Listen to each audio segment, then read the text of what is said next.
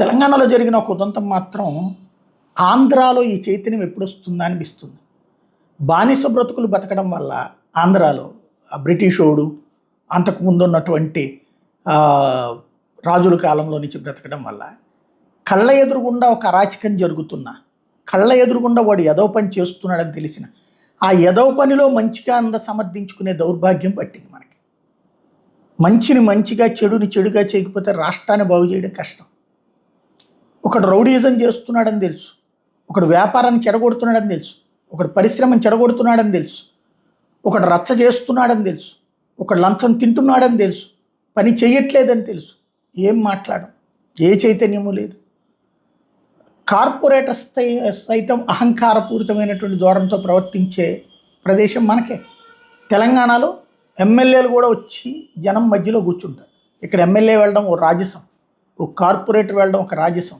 సరే, అది పక్కన పెడదాం. అవన్నీ మనం ఎంత ఏడ్చినా మన బానిస బ్రతుకుల్లో మార్పు ఏమి వస్తుందన్నటువంటి నమ్మకం ఏం కనిపించటం లేదు. ఎందుకంటే దైవాంశ సంభూతుల కింద వాళ్ళని చూస్తున్నంతసేపు మనం ఏం చేయలేం.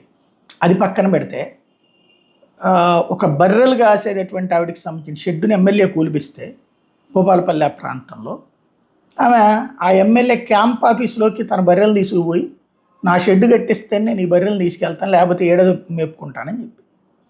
ఈ తెగింపు ఇక్కడ ఉందా? ఎన్ని ఇళ్ళు కూల్చివేయబడ్డాయి, ఎంతమంది సాధారణ వ్యాపారుల జీవితాలు రోడ్డు మీద పడ్డాయి, చిరు వ్యాపారులు కూడా ఎంతమందిని వేధిస్తున్నారు. అంటే ఇక్కడ ఏం చేస్తాం, వాడి దగ్గరికి వెళ్ళి రికమెండేషన్ చేయించుకుందాం, వీడి దగ్గరికి వెళ్ళి రికమెండేషన్, అయ్యా చూడండి అయ్యా మా బతుకులు కొంచెం ఇబ్బంది అయిపోద్ది అయ్యా, కుటుంబం అయ్యా అనేటటువంటిది. మొన్న మధ్యన ఇది జీజీహెచ్ దగ్గర అనుకుంటు గుంటూరులో చివరికి ఆ చిన్న బిడ్డ వెళ్ళి కలెక్టర్ని సంప్రదిస్తే అప్పటికప్పుడు మాట్లాడి బండి పెట్టుకోవడానికి అవకాశం ఇచ్చారు. ఇక్కడ బండి పెట్టాలన్నా, వ్యాపారం చేయాలన్నా, ఏం చెయ్యాలన్నా సరే రాజకీయ నాయకుడు ప్రాపకం కావాలా, అధికారులకి లంచాలు ఇచ్చుకోవాలా, లేకపోతే కూలుస్తారు, తీసేస్తారు, పీకేస్తారు, ఏమైనా చేస్తారు.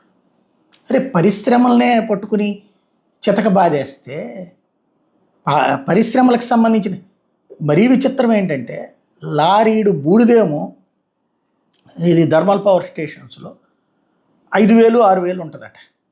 ఆ లారీలో లోడింగ్ చేయడానికి ఎవడు కాంట్రాక్ట్ రాలేదట. అందుకని ఆ సదరు కరెంటు సంస్థే ఎదురు డబ్బులు ఇచ్చి రాజకీయ నాయకుడికి సంబంధించిన కాంట్రాక్ట్ వాళ్ళకి ఇచ్చి అది లోడింగ్ చేపిస్తుంటాయి. అసలు ఇంతకంటే వింతలు ప్రపంచంలో ఎక్కడన్నా ఉంటాయా? బట్ మనకేం సంబంధం లేని ఉండేటటువంటి ప్రాంతం కావడం ఒక అద్భుతం.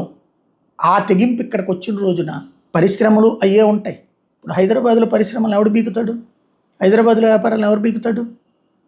అక్కడ ఆ ధైర్యం ఎందుకు ఉంది అంటే పబ్లిక్లో అవేర్నెస్ ఉంది, తప్పుని తప్పుగా ఎత్తి చూపే లక్షణం.